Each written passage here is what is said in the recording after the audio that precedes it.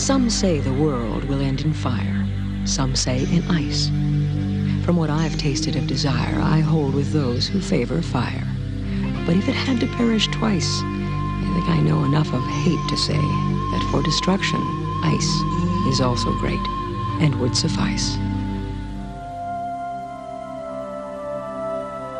In 1929, astronomer Edwin Hubble discovered that the universe appears to be expanding.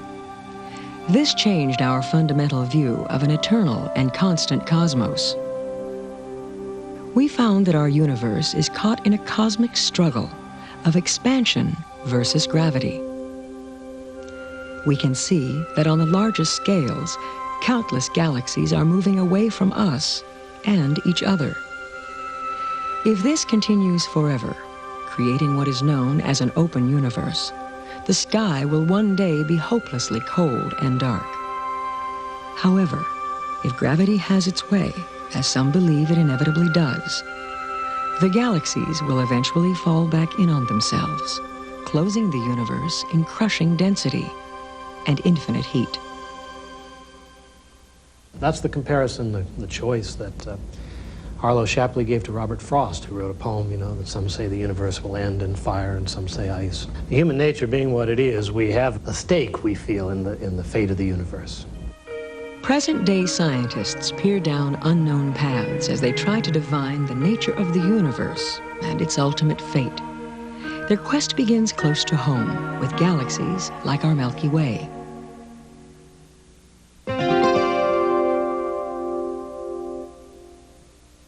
It had always been assumed that in a spiral galaxy, as you went further and further from the dense central core of the galaxy, that the stars would be moving slower and slower. Just as in the solar system, the outer planets move slower and slower because of their distances from the sun.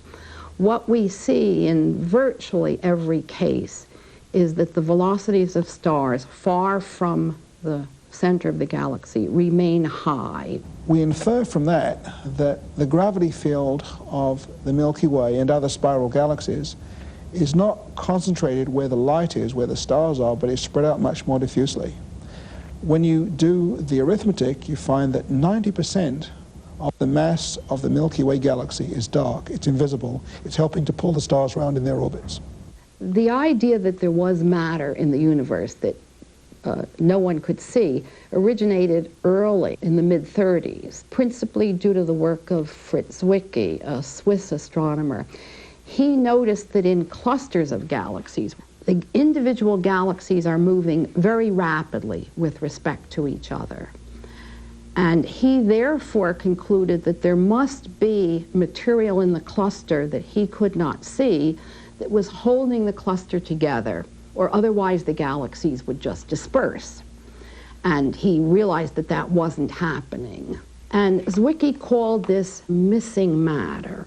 When the studies of individual galaxies in the late 70s, early 80s that I was doing and other people were doing showed that individual galaxies also had properties that made us realize there was matter that we didn't see. The only thing we didn't like was the name that Zwicky had used. He had called it missing matter, and we understood that it wasn't the matter that was missing, it was the light that was missing. The matter is there. And so, as a body, we just started calling this dark matter. Perhaps not surprisingly, an earlier theory by Albert Einstein foresaw one of the most startling pieces of evidence for the existence of dark matter. One of the predictions of Einstein's theory of relativity is that light waves are bent by gravitational fields. Now this means, and it was recognized by Einstein very early, that the gravitational field of a star, or as it turns out a galaxy or a cluster of galaxies, will bend light and can act as a lens. Now the lens has a number of properties, one of which is that it makes background objects appear either brighter or dimmer than they otherwise would. And in the case of gravitational lenses, typically one produces multiple images of a background object. So we frequently see 2 or 4 images of background objects. The gravitational lens itself is actually the gravitational field of the object. We infer the amount of mass needed to produce that gravitational field. Now, this amount of mass turns out in all cases to be much larger than the amount of visible materials seen in stars. So this is evidence that there's a lot of dark matter in these objects.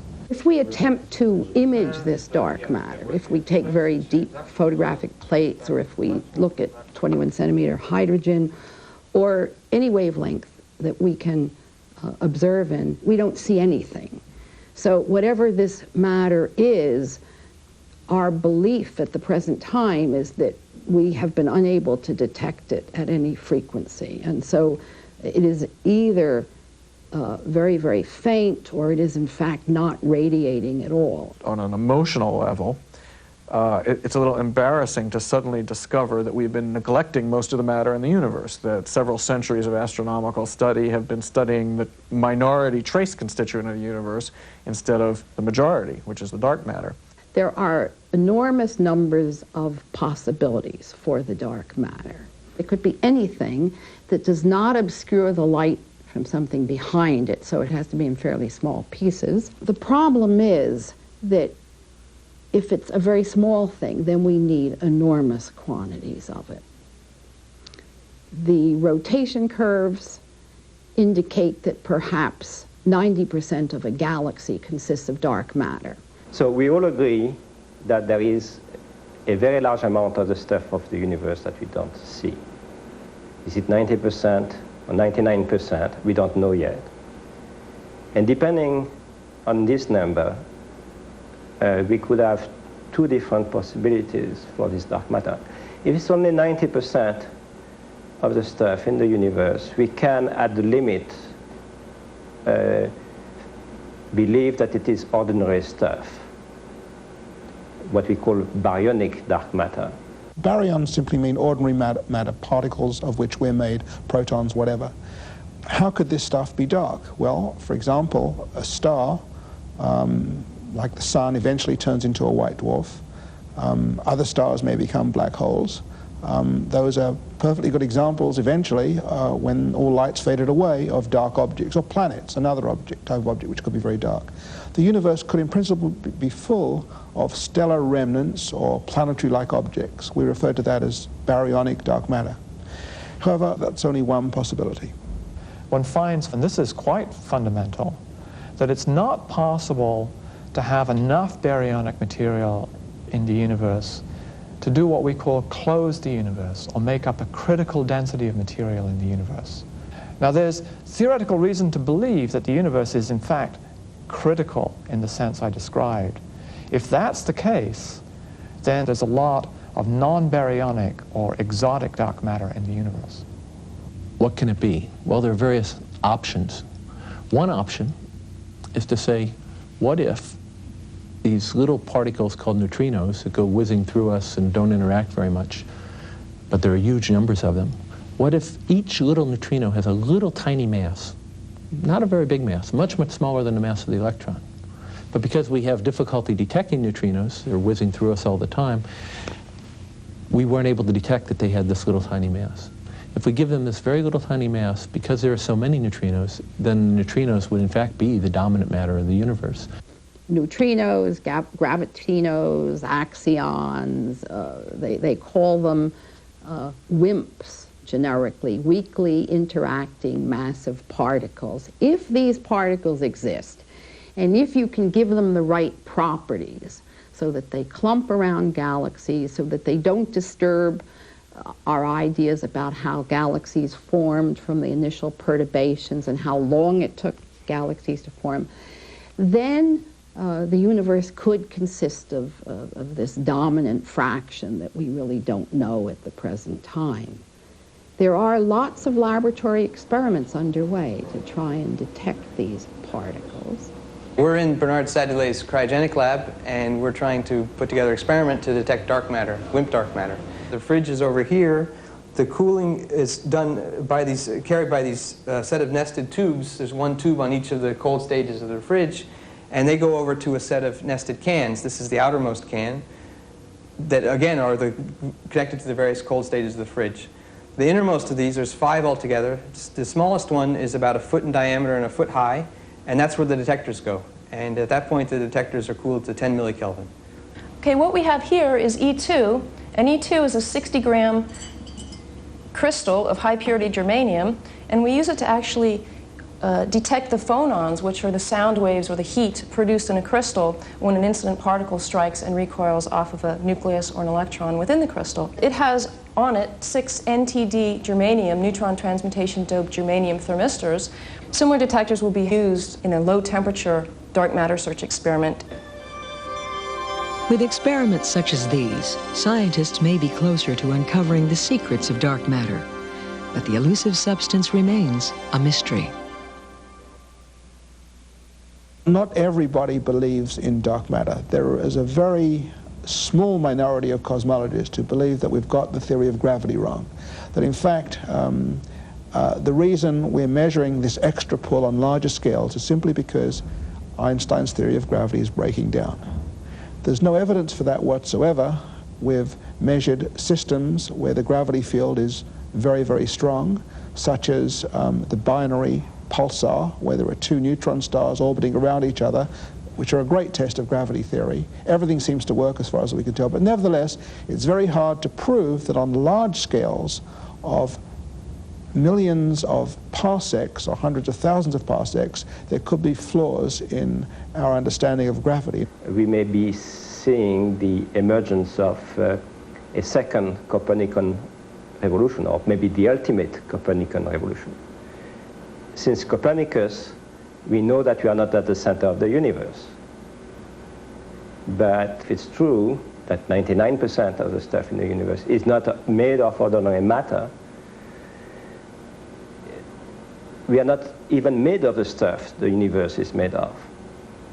The presence of this dark matter could also influence the ultimate fate of the universe. Today the universe is expanding. We see every galaxy moving away from every other galaxy. The dark matter might contain enough mass to exert enough gravitational tug to eventually break the expansion of galaxies and reverse it into a contraction, so that some very long time from now, instead of seeing an expanding universe, we could have a collapsing universe, due largely to the presence of this dark matter. As strange as dark matter seems, even stranger may be its role in the fate of the universe. For it's the amount of matter in the universe and its rate of expansion that provide our best clues to the future.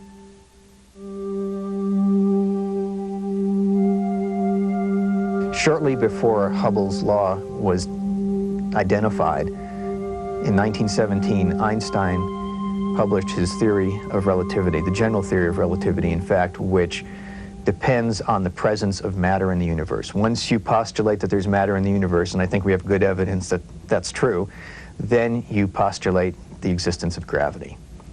The effect of gravity is to cause all objects to be pulled together, and so Einstein found that in order to prevent his universe from collapsing, he then postulated another kind of a constant called the cosmological constant, which prevented this collapse. The cosmological constant represented a repulsive force to counteract gravity. When the Hubble expansion was discovered, Einstein then, in fact, dropped the cosmological constant and said it was the biggest mistake of his life, but he had sort of let the cat out of the bag, and people have continued to talk about this as a possible component of the cosmological expansion. That component could be used to adjust the difference between the observed expansion and the ages that people see, and that's frequently cited as a possible explanation. The rate at which galaxies are expanding away from each other is known as the Hubble constant. Once that exact rate is known, we will be better able to determine both the age of the universe and its probable destiny.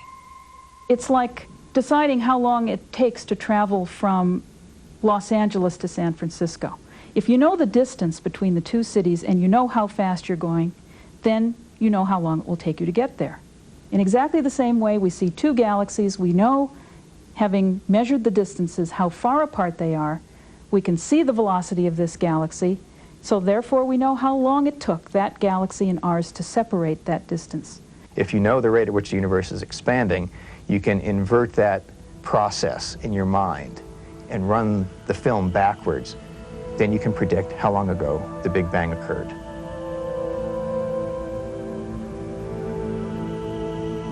The present uncertainty in Hubble's constant by a factor of 2 means that we're always arguing with one another over the age of the universe. Is it 10 billion years? Is it 20 billion years? Nobody knows, and this is a major uncertainty. Right now, we don't know which group is right, whether the people who get long ages from the Hubble dynamics or the people that get short ages. It is interesting that the ones who get the long ages are consistent with everybody else, and there's no problem, no conflict. On the other hand, if eventually the people who get the short ages win, and they show that their technique is indeed the right one, then there would be a conflict. Then we would have to come up with some explanation of why the dynamical technique, the Hubble technique, is not giving us a good estimate of the age of the universe itself, but is measuring something different. One of the major goals of the Hubble Space Telescope is to measure the scale of the universe and thus Hubble's constant. The core of this is getting distances to the nearest galaxies.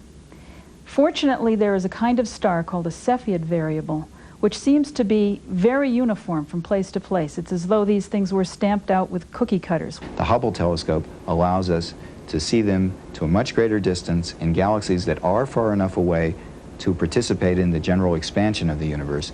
And it's really, I think, quite probable that in the next 5 years, the distances to those galaxies will be gotten in a more direct way than they ever have, and then we'll know what the Hubble constant and the expansion rate of the universe actually is. This is like creating your own ruler for the size of the universe. Once we know distances in the local area, we'll be able to extend that scale out to the edge of the observable universe. One way to determine what the fate of the universe is to measure the Hubble constant in the past by looking very far away and compare it with the rate now and see how rapidly the universe is slowing down, whether it's applying the brakes, so to speak, fast enough that it will stop, or whether it'll just escape the pull of gravity and expand forever.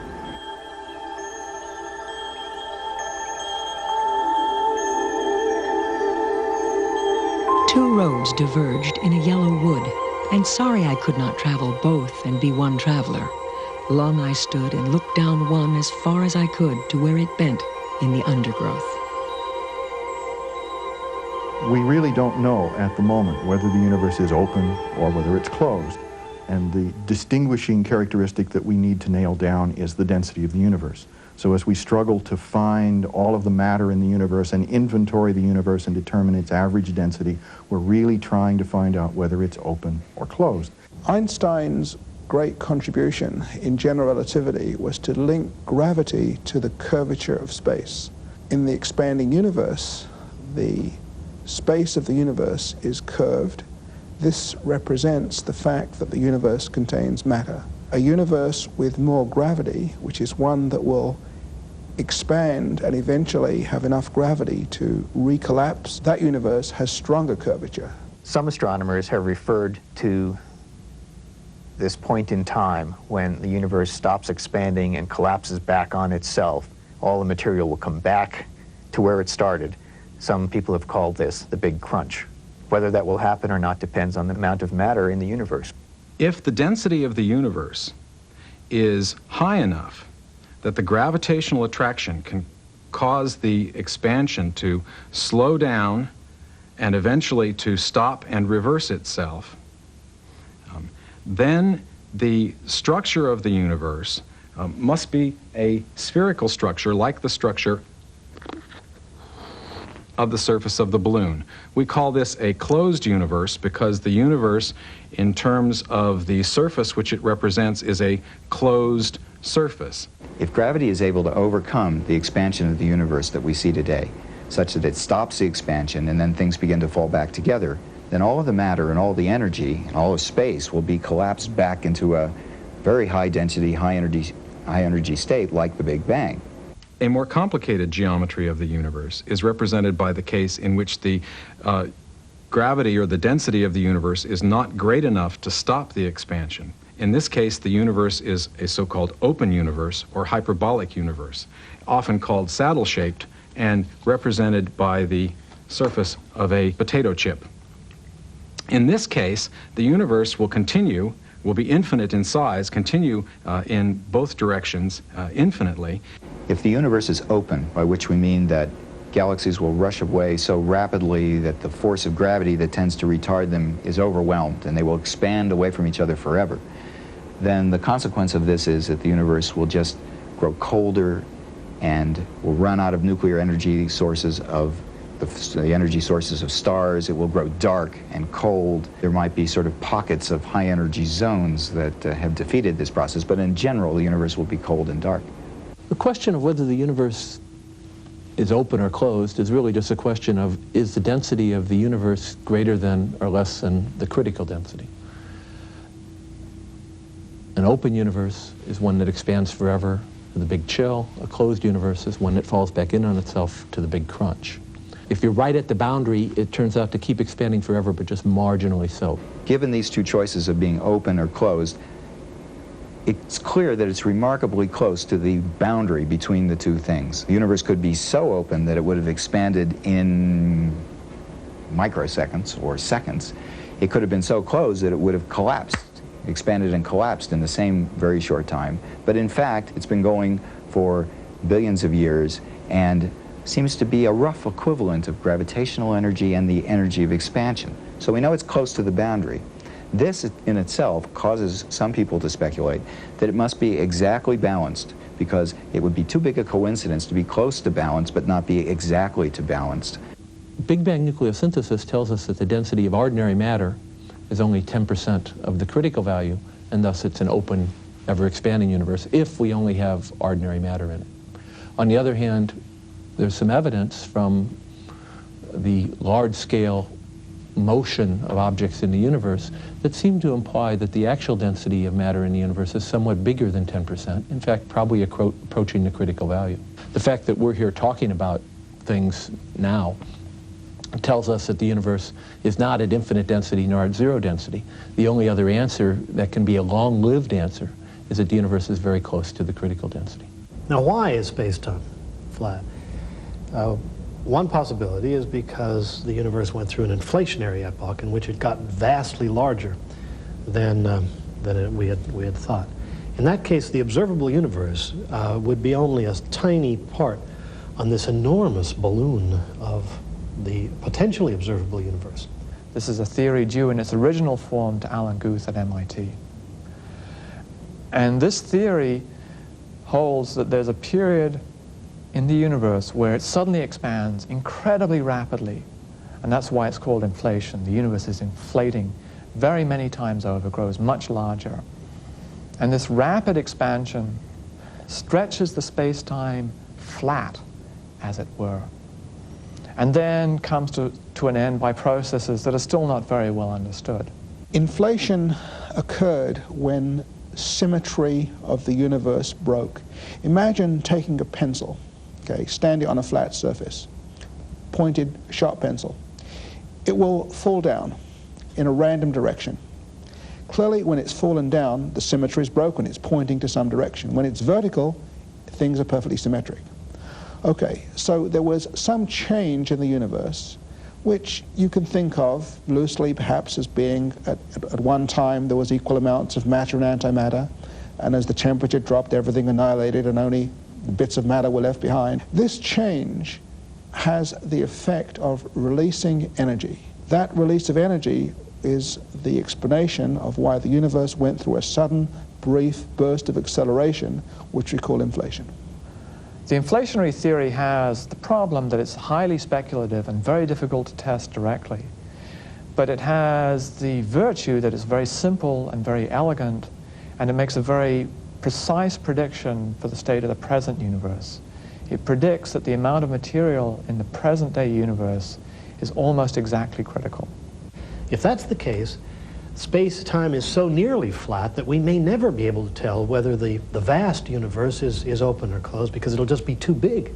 It's possible that every observer in the universe is in this conundrum, that if it's an inflationary universe, that they never really know what the fate of the universe is going to be.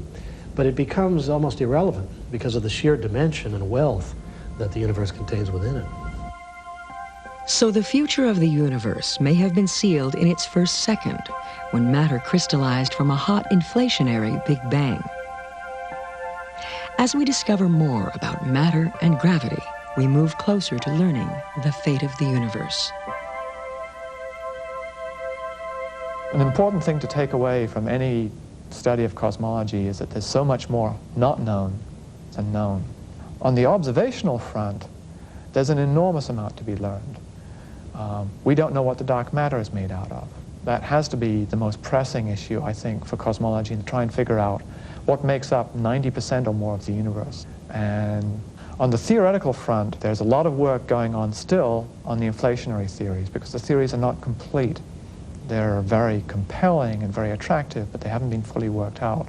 One of the tantalizing prospects raised by the inflationary hypothesis is the possibility that our universe began as a bubble, just a bubble in the space-time foam of another preceding universe, and that preceding universe continues, and that many other universes, perhaps an infinite number of them, may exist sprouting off from one another, something the way that fresh new twigs sprout off from the branches of trees. Oddly enough, the laws of physics seem to permit this. If so, it's possible that in our own universe, unknown and unbidden, from time to time a quantum flux, random flux somewhere in space, gives birth to another universe. And both that morning equally lay in leaves no step had trodden black. Oh, I kept the first for another day, yet knowing how way leads on to way, I doubted if I should ever come back.